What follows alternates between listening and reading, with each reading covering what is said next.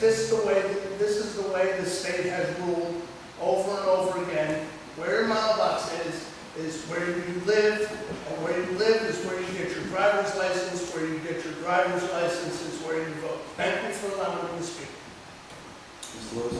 The Constitution of the State of Rhode Island does not address education of students. The Constitution of the State of Rhode Island, as I provided to you this evening, addresses the ability to vote, the ability to be an elector in the state. To be an elector, you must live in the state. Give documentation that they do not. I'm not sure what the court would say. The court would say, oh, yes they do. But they don't. It's very clear. Mr. Rogers? Heidi had it. Heidi? We can make this meeting really short. Jeff just got out of the hospital. Mr. Lewis gave a presentation almost verbatim that he gave 4 years ago. I know Sandy has all her documentation with her license and Jeff's and all the things proving their address. But all you need to do you have a copy of the charter? I don't. Okay.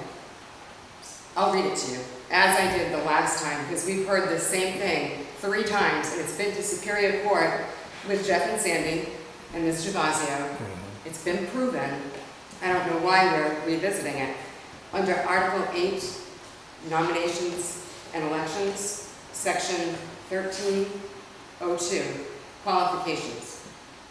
All elected officials shall be qualified electors of the town. Can you give me that number again, please? Yes, it's Article 8, Yep.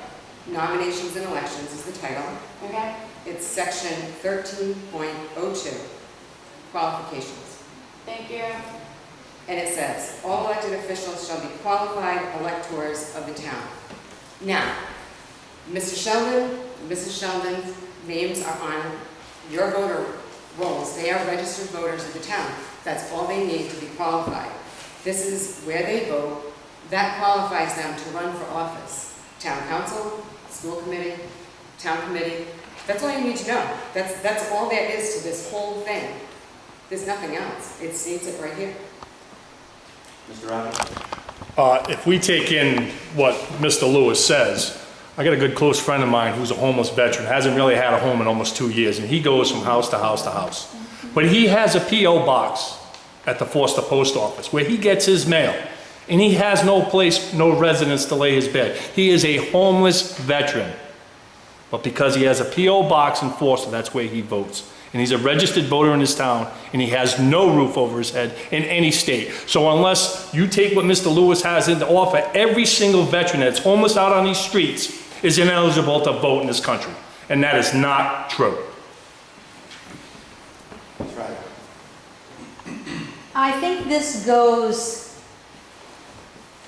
even more, I think this whole thing is based on what criteria determines where you are allowed to register to vote. And I believe you have to have a driver's license. Is it a driver's license or just an electric bill or something like that? He's got all that. And that's the thing. That's what he wants. And I have a friend who lives in Situate. Now, she lives off Franklin Avenue and Franklin Street. You couldn't be more in Situate. Her electric bills all have a Foster address. Her license has a Foster address. But she does not presume to vote or be a candidate in this town because she lives in Situate. Now, to my way of thinking, this is something that the Board of Elections needs to deal with. I know they don't want to, but too bad. That's why they're there. A final answer on this, be it at the Board of Elections or Superior Court, it needs to be determined as far as voting, your residency as far as voting, and your residency as far as being a candidate. I do not believe that the school issue is the same thing. Maybe the state needs to go back and clarify as far as what makes your address your address. You know, clearly we know people, you know, on Tucker Hollow Road who don't have Foster addresses. They have Situate, not Situate addresses, but they vote in Foster. So I think that if it's across state lines, that is something that needs to go to the Board of Elections, whether they like it or not. Mr. Lewis? I don't think we would want to exclude all the people with Situate addresses who live on Hammond Lake Road and Gene Allen Road and Tucker Hollow Road, because we know they live in Tucker Hollow. We know they live. The mailing address is not relevant.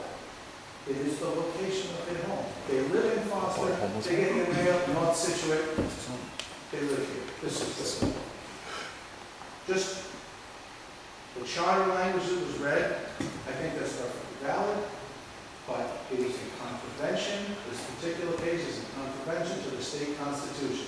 The state constitution says home and residence in the state. State, underlined, not in the state. That trumps the town charter. The state constitution trumps the town charter. Sorry. No, it doesn't. Anything that's in the town charter is valid. However, they are not eligible to vote in the state of Rhode Island under the state constitution, Article 2 suffrage. That being the case, they shouldn't be electors of the town of Foster. They won't live here, they're not residents. I'm sorry, they're probably fine people, but they don't live here. Okay, I'm going to take one more and wrap it up. Mrs. Rogers, did you have your hand up? Did anyone have their hand up? Yes? Sorry, continue. I'm not dogging this fight, but a simple question. Was the gentleman registered to vote in the last election? Yes. And he was registered to vote in Foster, so he might have voted for you last year and you took his vote. And now, because he's running.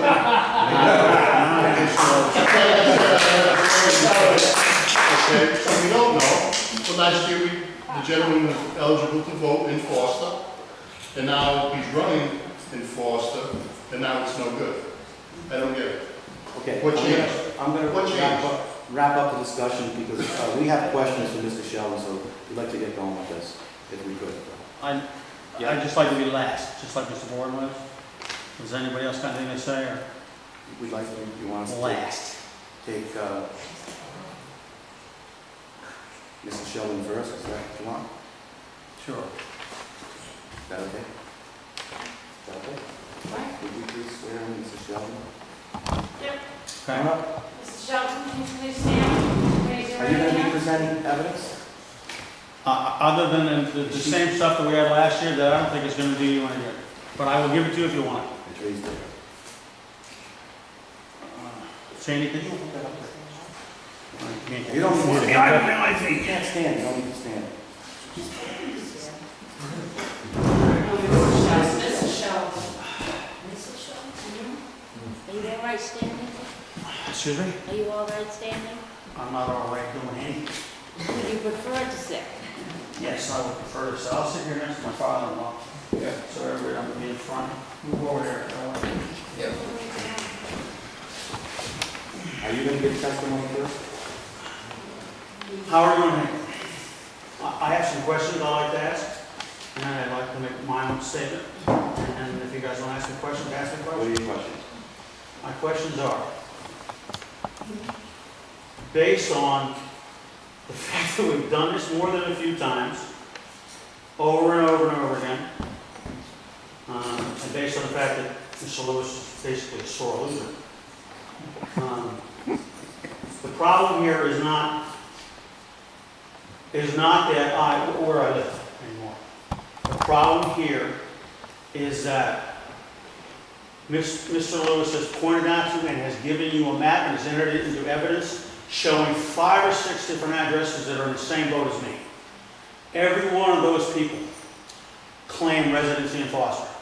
And nobody, some of those people have been there for 30 or 40 or 50 years. He didn't care at all until I ran for town council. He couldn't care less about the state constitution. He couldn't care less about the town charter. He wants to eliminate a competitor any way that he can. That's all this is about. That's one. Secondly, We have adjudicated this on many occasions. Mr. Lewis has stood up here and he has testified about the state constitution. He's stated about what he says. Mr. Lewis is not an attorney. I went to the Superior Court in Rhode Island when we had to put a child in school, and Foster turned me down. We appealed to the State Department of Education. They found in our favor that we are indeed residents. Then they appealed again. This time it went to the Superior Court. We won again. Residency. In revenge that we won, the Board of Canvassers at that time controlled by, I don't even know who anymore, but it was about 8 or 9 years ago, told my wife she couldn't vote in Foster anymore. They were trying to get their little revenge. But just to make everybody happy, the State Board of Elections found, Lynn, that she was indeed a resident, Okay, and the State Board of Residents solves it. just address your, Well, that's the issue. We've heard testimony that if the State Board of Elections solves it, they did. It's been done. All right, the last thing I want to say is, everyone says that we don't have ties to the Foster.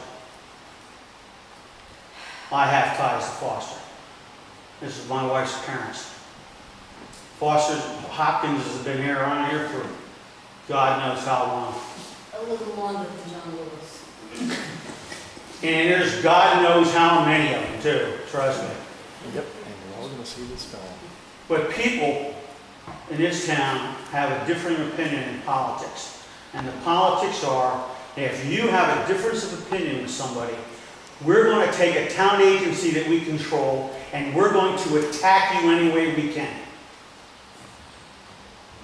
That's why this is here today. He lost last year, didn't care. He knows that you got to listen to every complaint, so we're here again. Prior to that, it was done to Mr. McClellan for the same reason, in the same situation. He won. And prior to that, we won. Okay? Mr. Lewis wants to sit here and pretend that he's the arbiter of what the state constitution can say and what the town of Foster's charter can say. Truth of the matter is, Mr. Lewis, I'm sorry, I'm reading a book that his name is Chamberlain Lewis in a book. Mr. Lewis is only trying to impose his will on you, on this board. He wants to be able to control you in the next election in some way, shape, or form. This thing is over. Last year, I took my complaint to the police department under Title 17.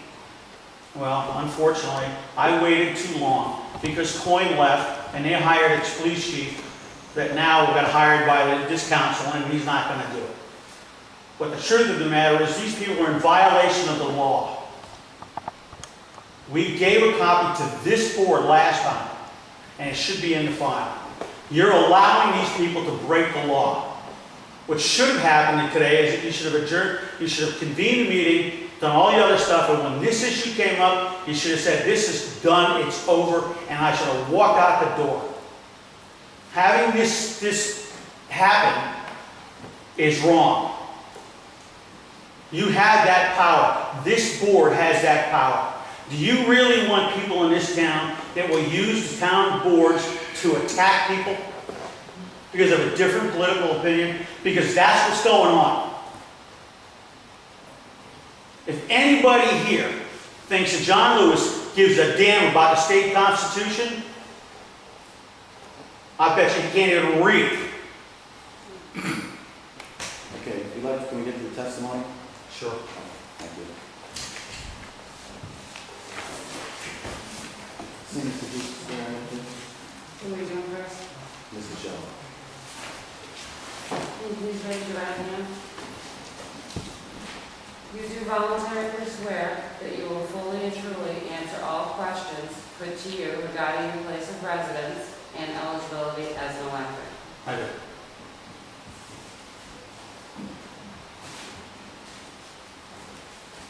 Okay, Mr. Sheldon, has anything changed since the last time you were brought before this board as far as, No. as far as